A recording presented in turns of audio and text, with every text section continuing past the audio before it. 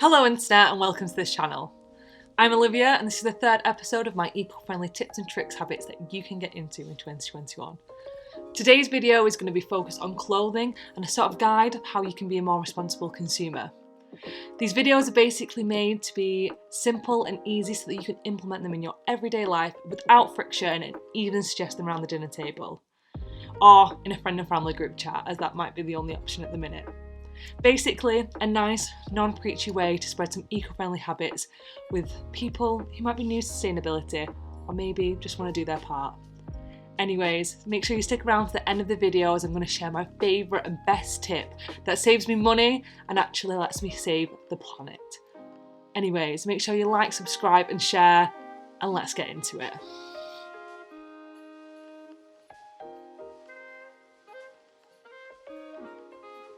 First tip, don't buy at all.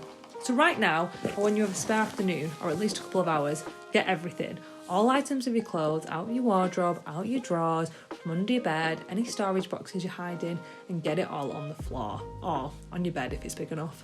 And start piling it up into sections. From tops, trousers, workwear, underwear, basics, jumpers, summerwear, winterwear, dress up, etc. And once piled up, go through it again. By doing this, you can start to revisit all your old favourites that you've lost through the years and rediscover what you already have, and maybe finding something that fits the bill. Another good reason for doing this is that it might make you realise that you fancy a little declutter. And to declutter, I mean to remove any unnecessary items, and by no means necessary am I saying to become a full-on minimalist or anything. But I am sure you've heard of the KonMari method from the lovely Maria Kondo. This method has brought a new wave of intentionalism and care about the stuff we love. And if you are thinking you need a declutter, then she is a lady to watch. Check out her series on Netflix or even her book. They are incredible. Anyways, if you do find some good oldies, make sure you either hang them up or place them somewhere easy to reach so that you can start enjoying them again. And while you're going through your clothes, you should also consider having a seasonal section, if you don't already. I have a storage box for this and it really does help as the UK weather does differ. I would also suggest a goodbye pile. I constantly have one of these on the go and I keep it in a separate room. Basically a box for items I no longer want to wear but I know could have another life. Whether it's gifting to a friend or a family member, a charity shop, a local homeless shelter, a donation recycling bin, or even a buy nothing group on Facebook. And then something I hardly ever hear on YouTube is a sentimental pile, or you could call it a maybe pile, something that you can come back and revisit. I have two of these, and one of them is just a shed load of band t-shirts, but that's a whole other story.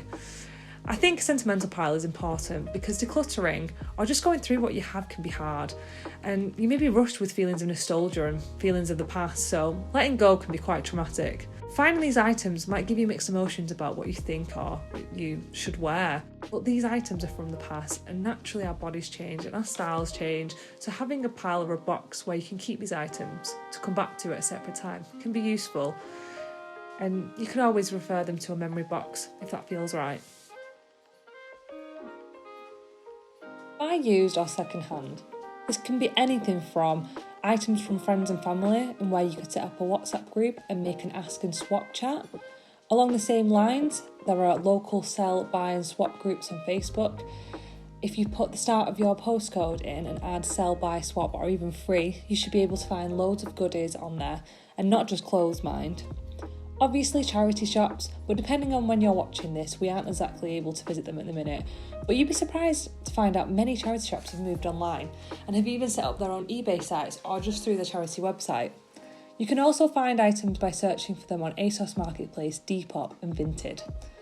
But if that just doesn't feel right yet, then there is this really cool website called Thrift Plus that are helping charities to serve the next generation for donors and shoppers by providing a web store where you can find second-hand items and even search by the designer.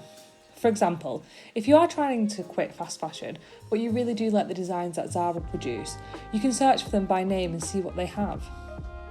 This way, you aren't creating demand for a new item, as the item has already had most of its carbon footprint from design to production to transportation to the high street shops.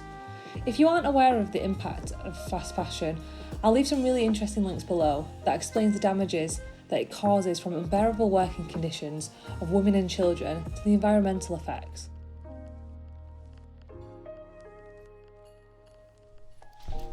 while you're here and while we're talking secondhand, let me know down in the comments if you've got any really good secondhand thrifted items.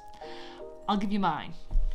It is this beautiful red and black double-sided scarf, which I picked up a few years ago from a charity shop. I think it's very fashionable, it's very soft, and I think it's going to last me a long time. I think I probably had it for about 5 years, and I love it. Other than that, I would say maybe some little black dresses I have stolen from my mum across the years, but I'll try not to mention that. Anyway, let me know in the comments what are your favourite thrifted or secondhand items. Cut out fast fashion for good and shop ethically. A wonderful option is to find a local clothes maker.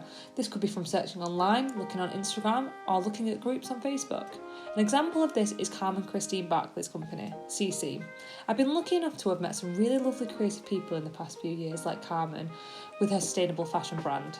Based in London, but originally from the north, she creates items with values of zero waste, local sourcing, long-lasting, and natural materials. Another option is to buy from shops that are certified and hold values with what feels right for you.